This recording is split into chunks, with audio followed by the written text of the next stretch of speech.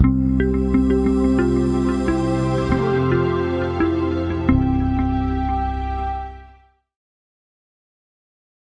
et messieurs, bonjour, bienvenue à l'Imaginaire de Douchy-les-Mines à l'occasion de l'édition 2024 de la journée Transfo ESCO. Transfo ESCO, une journée d'échange transfrontalier sur des sujets environnementaux liés à l'eau, organisée tantôt en France, tantôt en Belgique, mais ça vous le savez si vous faites partie de nos fidèles. Et puis pour ouvrir officiellement cette journée, ils sont là, ils sont présents au premier rang. Merci de bien vouloir accueillir notre tandem, le président du CIMEA Georges Flamand et la présidente du contrat de rivière ESCO Alice, Caroline Mitry.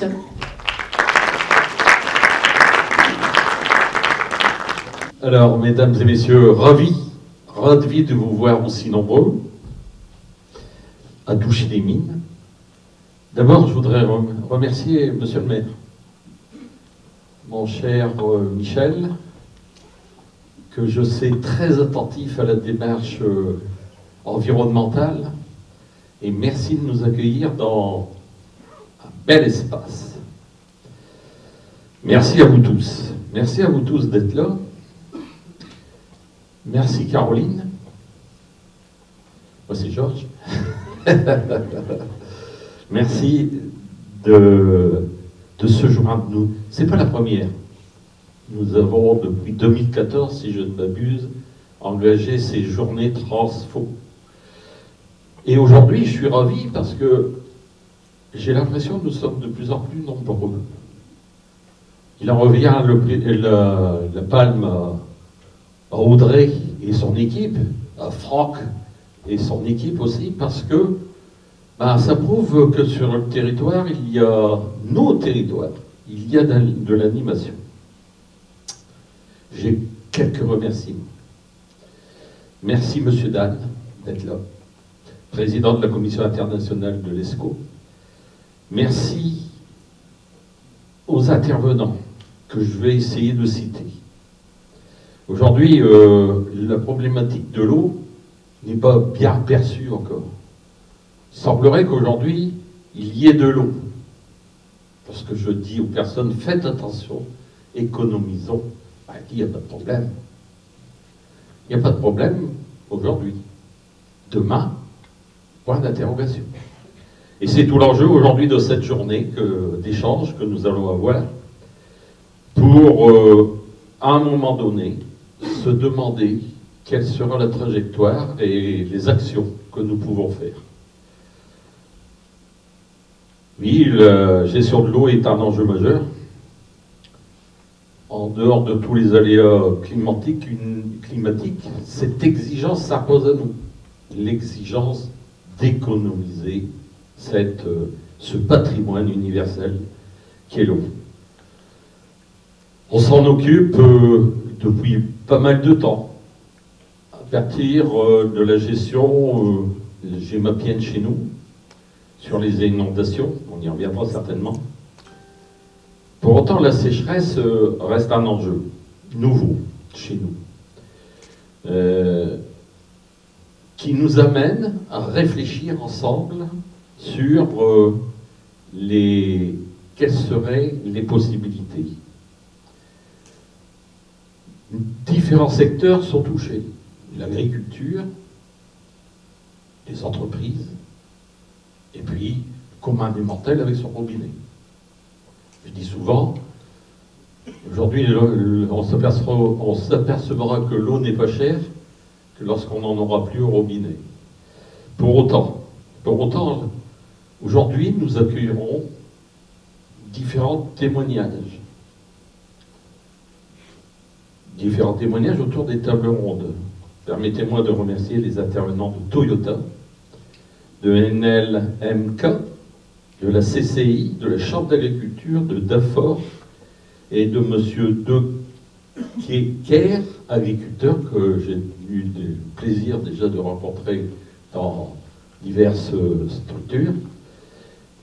Sur ce sujet, il y a déjà eu des propositions de fait. Il s'agit de pouvoir, à un moment donné, les faire écouter à nos décideurs nationaux. On remercie bien évidemment aussi les autres intervenants de ce matin, SKW, l'université de Liège, qui seront, si je ne m'abuse, en visio. La DDTN de 59, le SMOA qui vient de Compiègne, et bien évidemment la personne de M. Dan, la commissaire internationale de l'ESCO. Je voudrais remercier aussi Mme Ricaille qui nous accompagne depuis pas mal de temps. Je m'en félicite parce que je me félicite de son professionnalisme et surtout de sa façon de faire dégager à un moment donné les interventions. Ah ben, ça pose le cadre. Merci. Vous allez me faire passer pour la méchante fille de service. Ah non, non, non, non. Alors que la journée vient à peine de commencer. Mais ça se fait toujours dans la bonne humeur. Merci à tous. Merci encore une fois, Caroline, d'être parmi nous. Ensuite, nous avons des gros enjeux que nous partageons, tant mieux. L'un d'un côté de l'autre, au-delà de la frontière. Mais dans le domaine de l'eau, il n'y a pas de frontière. Donc, mesdames et messieurs, je vous souhaite de bons travaux. Merci, Monsieur le Président. Caroline Mitry pour le contrat de Rivière-Escolis. Merci Nathalie, merci Georges. Voilà, merci à tous d'être là aujourd'hui. Je vais vous dire aussi bienvenue à Douchy-les-Mines, même si je découvre. Donc merci de nous accueillir. C'est toujours l'occasion, pendant ces journées transfrontalières, de découvrir certaines communes dans lesquelles on ne s'est jamais rendu, et même parfois des noms. Donc voilà, c'est toujours un plaisir. On fait un peu de tourisme près de chez nous, finalement, c'est pas plus mal. Alors, on a parlé effectivement de l'importance de la gestion de l'eau. Souvent, chez nous, on parle des inondations. C'est un petit peu ce que le grand public voit en premier lieu quand on parle des dérèglements climatiques. Évidemment, on a eu des grosses inondations en plus le 1er août, et donc pour l'instant, on ne peut pas vraiment les démentir, en tout cas dans ce qu'ils appréhendent au quotidien. Avec l'année qui vient de s'écouler, le grand public chez nous en Belgique, et je pense que c'est la même chose dans le Nord en général, on se dit qu'on a une météo pluvieuse et qu'on n'aura jamais de problème avec le stress hydrique.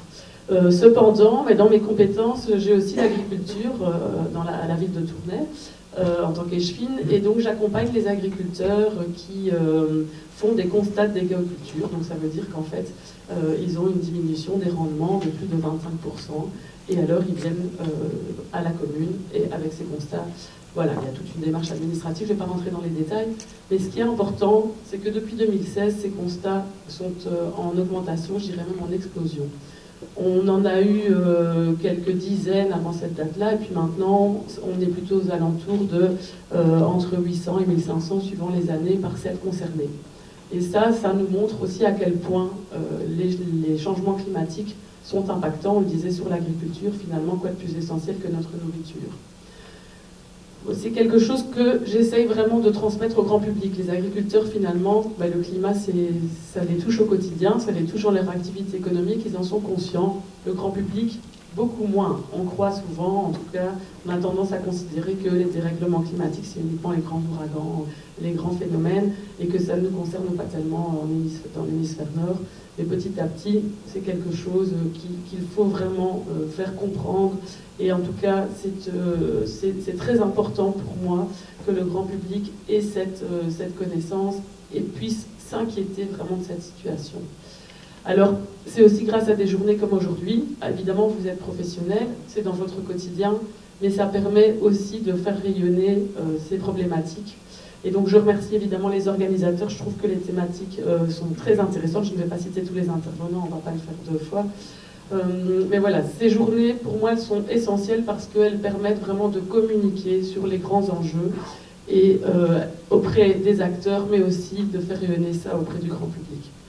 Alors, je voudrais quand même aussi remercier très fort à la fois le SAGE et le Contrat Rivière, parce que même si l'eau ne connaît pas de frontières, nos institutions, elles en connaissent, et il n'y a pas souvent, ou pas toujours assez, des collaborations entre les différentes institutions de part et d'autre de la frontière. Et ici, eh bien, vous pouvez, Franck et Audrey et vos équipes, nous démontrer le contraire parce que il y a vraiment des collaborations très régulières. Et régulièrement, Franck, je vois beaucoup moins Audrey évidemment, mais Franck me dit le sage m'a dit ça, j'ai demandé ça au stage, Audrey m'a dit ceci. Et donc on voit ici vraiment que les collaborations sont effectives et des journées comme aujourd'hui, ben, ça permet d'appuyer vraiment ces synergies. Donc je vous remercie pour votre participation et j'espère que ça vous permettra de collaborer aussi le plus possible dans votre quotidien. Merci Caroline, merci Madame la Présidente. On peut vous applaudir tous les deux et vous inviter peut-être à rejoindre votre siège.